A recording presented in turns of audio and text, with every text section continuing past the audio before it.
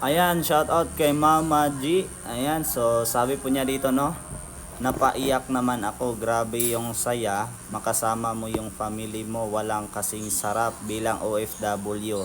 Hirap malayo tulad ko, single mom, binubuhay pilit ang mga anak.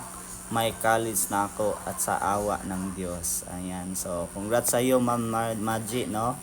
So na-touch din ako sa comment mo kasi nakita ko na yung ano mo dito, grabe ka, palaban ka talaga kahit na single mom ka na, pero yon, hindi ka pa rin sumusuko para mag support para sa anak mo. So patuloy mo lang 'yan.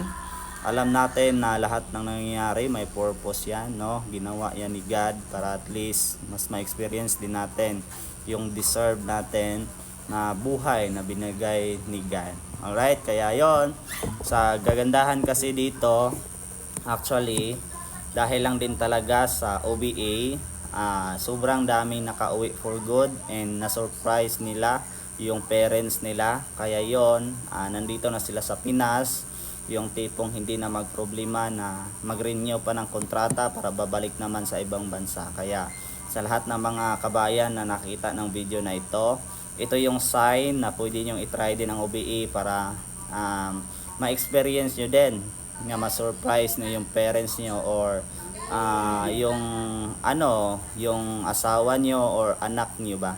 Okay, kaya yon, i-message nyo lang ako diretso if ever willing kayo matutunan ito, kasi alam naman natin na sa panahon ngayon hindi talaga sapat yung isang source na pagkakitaan lang. Kaya see you at the top. See you in my inbox. God bless.